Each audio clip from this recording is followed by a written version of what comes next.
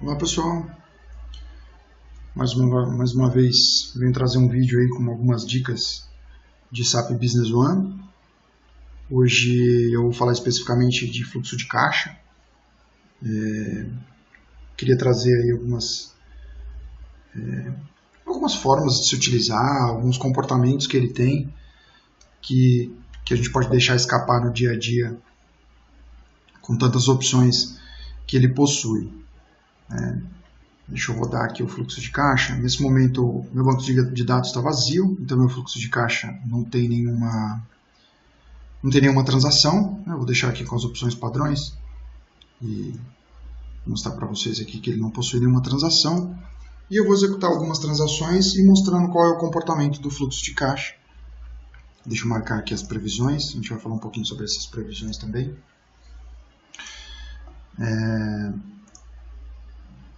A primeira opção que eu tenho aqui na tela, além da data, claro, do intervalo de tempo que tem que ser demonstrado, é inserir lançamentos recorrentes. Esses lançamentos recorrentes eles eram utilizados para colocar previsões de pagamento no sistema.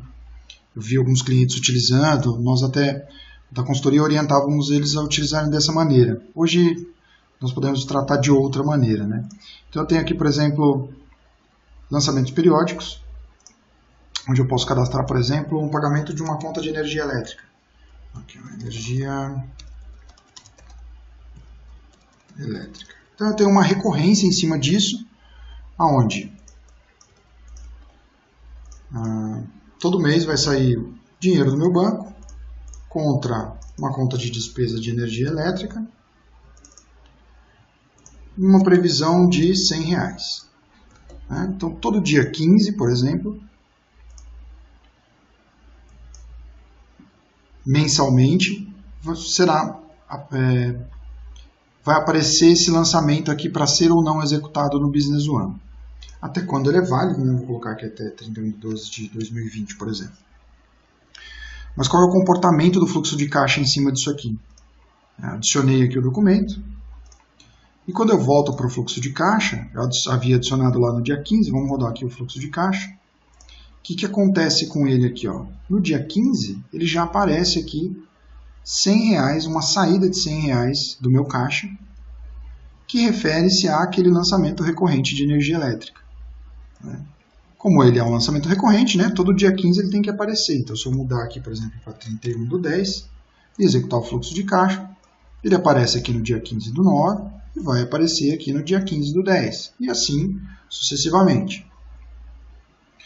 Pois bem, isso é um dos parâmetros. Eu vou desligar ele aqui e agora a gente vai falar um pouquinho sobre pré-lançamento contábil. O pré-lançamento contábil é como se fosse um esboço de um lançamento. Ele efetivamente ainda não foi gravado na contabilidade. Eu tenho aqui um pré-lançamento contábil. Então, eu posso, se existirem pré-lançamentos contábeis, se a empresa utilizar desse recurso no sistema, eu posso incluí-los no meu fluxo de caixa. Então, se estiver marcado aqui, esses lançamentos também aparecerão no meu fluxo de caixa. Outra opção que eu tenho é essa opção de considerar atraso nos pagamentos. Essa opção ela se baseia em um campo existente no cadastro de parceiro de negócio. Se eu pegar aqui, por exemplo, um cliente, vou pegar um cliente aqui, o primeiro cliente. Tem aqui o cliente, vou só mudar a sigla dele aqui. Pronto. Na aba de condições de pagamento, eu tenho um campo chamado atraso médio. Esse carinha é que vai interagir no fluxo de caixa. Então, por exemplo, se eu colocar que esse cliente tem um atraso médio de 10 dias, se eu emitir uma nota fiscal para ele no dia com vencimento para o dia 13 do 9, que é a data de hoje, e pedir para o fluxo de caixa considerar o atraso no pagamento, ele vai colocar que o vencimento desse título para o fluxo de caixa é no dia 23 do 9, não no dia 13 do 9. Vamos criar um lançamento aqui no Business One de uma venda. Então, vou executar uma venda aqui para esse cliente. Selecionar um item no valor de R$1.000. Vamos selecionar aqui utilização, código de imposto. E aqui na aba contabilidade, a minha condição de pagamento é à vista, ou seja, essa nota fiscal está vencendo hoje, dia 13 do 9. Vou inserir esse documento no sistema. inserido com sucesso. Vamos consultar o fluxo de caixa, vamos ver o que aconteceu com ele. Tenho lá, ó, dia 13/9, aqui embaixo, dentro desse nível aqui, né, nós chamamos ele de obrigação do cliente, eu tenho uma nota fiscal, dia 13/9, ou seja, aquela nota fiscal que eu acabei de inserir.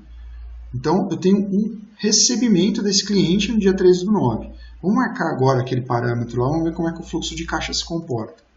Ó, considerar atraso nos pagamentos.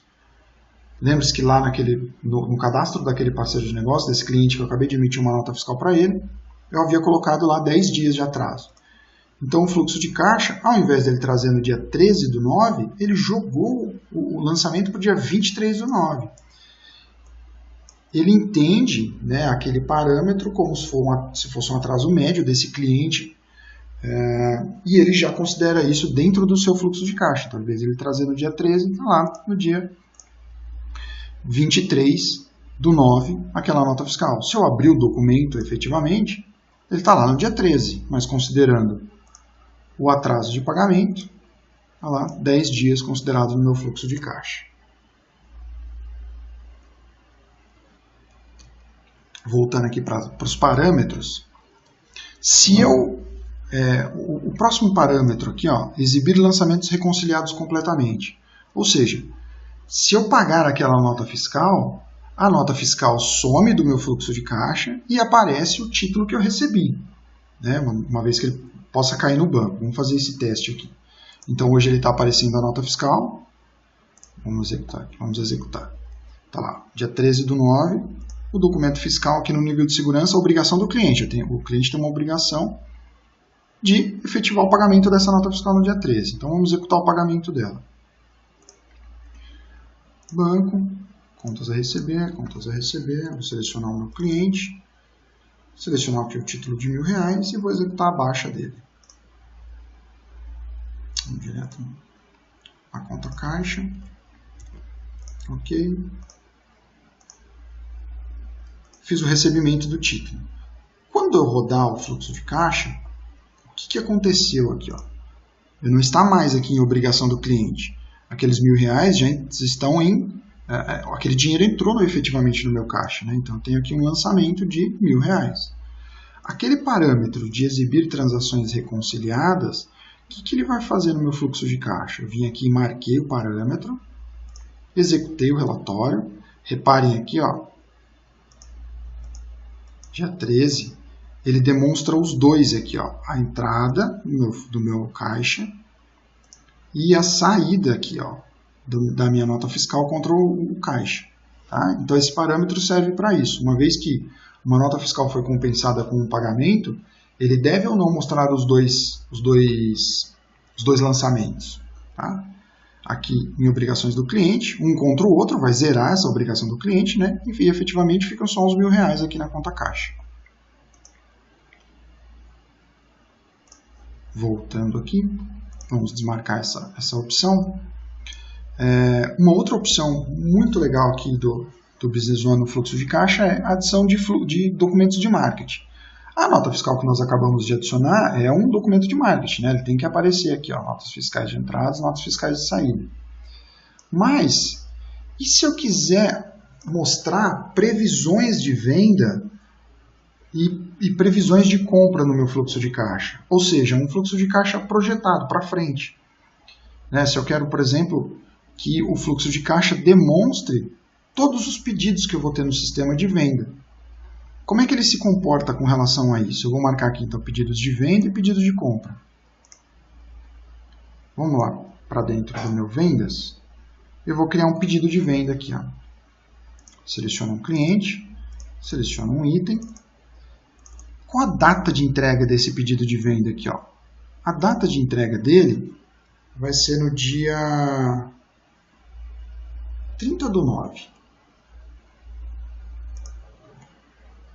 Então, eu coloco um valor aqui de R$150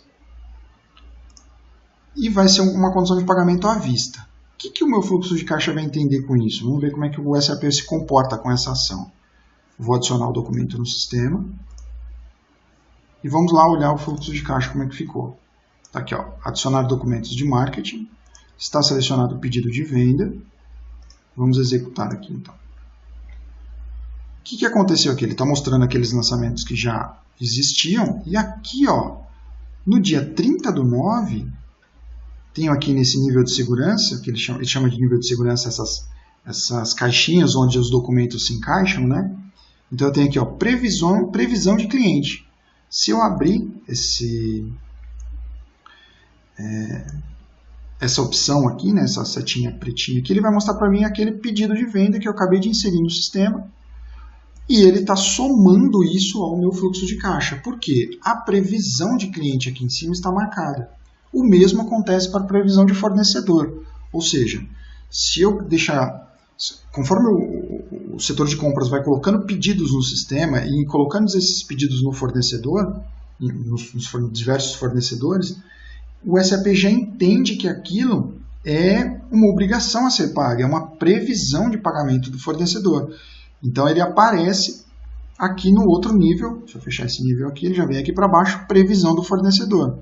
Vamos lá colocar no mesmo dia, ó, uma previsão aqui de fornecedor, uma compra no valor de R$300. Vamos lá em compras. Vamos criar um pedido de compra, vou selecionar um fornecedor, selecionar um item, no valor aqui de R$300. 30/9. Eu quero que apareça no mesmo dia, né? Só para vocês verem como é que vai ficar. E na contabilidade está à vista. Na condição de pagamento. Adicionei. Vamos executar aqui, então, o fluxo de caixa novamente. E aqui, ó. Temos, então, 150 e 300 aqui em débito e em crédito, respectivamente. Aqui, ó. Reparem aqui a previsão com o cliente e uma previsão com o fornecedor, que é o documento que eu acabei de inserir aqui embaixo. Ó, pedido de compra, clico nele, ele vai demonstrar o pedido aqui para nós. Então, reparem na flexibilidade que esse fluxo de caixa tem dentro desse sistema. Então, ele vai calculando e computando tudo isso, e nós podemos habilitar ou desabilitar o que eu quero ver dentro do meu fluxo de caixa. Né? Então, por exemplo, eu quero ver só o que efetivamente foi executado. Não quero ver previsão dos clientes e de fornecedores. Eu simplesmente venho aqui em cima e desmarco essas duas opções.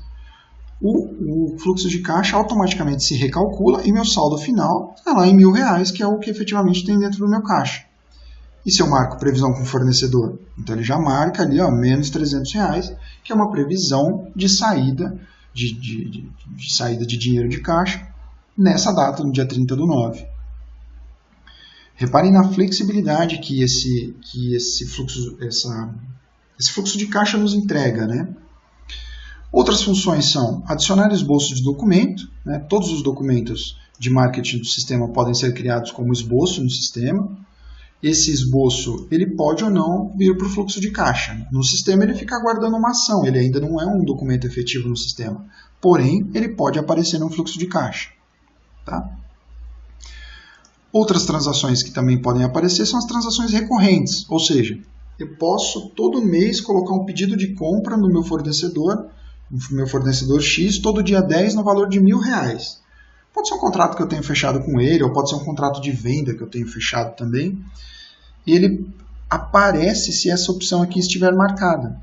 Então eu quero ver todas as transações recorrentes que são de compras, pedidos de compra, todas as transações recorrentes que são pedidos de venda. E ele vai alocando esses pedidos e esses outros documentos recorrentes dentro das suas datas no fluxo de caixa. Lembrando que isso são transações futuras, né? Efetivamente não aconteceram. Eu tenho algumas opções. Na aba dinheiro eu posso selecionar todas as contas caixa, né? Conta de caixinha da empresa, conta de banco, conta de aplicação, todas as contas que efetivamente aparecerão no meu fluxo de caixa. Ou posso simplesmente vir aqui e desmarcar. Eu não quero que essas contas de aplicação aqui apareçam na minha análise do fluxo de caixa. Posso falar para o sistema que eu quero ver os cartões de crédito, né? Todas as compras e vendas que foram feitas nos cartões de crédito, em cheque, em boletos e parceiros de negócios. Né? Eu posso ver, por exemplo, todas as transações recorrentes que sejam relacionadas a pedido de venda dos clientes do grupo X. Ou seja, eu quero ver no fluxo de caixa somente aqueles clientes. Ou eu quero ver tudo que eu tenho para pagar do grupo Y, né, dos fornecedores Y, de um determinado tipo de fornecedor de vocês. Então, eu posso filtrar isso aqui nessa aba de parceiro de negócios. Outra parte que a gente precisa se atentar ao executar o fluxo de caixa é, eu vou dar um saldo inicial para ele vir calculando com todas as transações, ou o sistema vai calcular o saldo inicial com base nos saldos das contas que ele mesmo está demonstrando para mim? Isso é uma análise que a pessoa que está executando o fluxo de caixa tem que ter, né? Eu posso, por exemplo, imaginar que eu vou receber um aporte aqui de R$500 mil e eu mando ele executar a partir de R$500 mil. E depois ele vem recalculando tudo que tem dentro do fluxo de caixa com as suas entradas e saídas e dá um saldo final. Ou não, ele pode ir lá e executar através de da análise do cálculo do saldo que tem dentro dessas contas. Vem aqui e seleciona calcular a partir do saldo inicial. Posso ainda executar o fluxo de caixa com base em projetos financeiros que foram cadastrados no sistema, ou demonstrar todos os documentos no fluxo de caixa baseados em contratos guarda-chuva, sejam eles de venda ou de compra. Tá?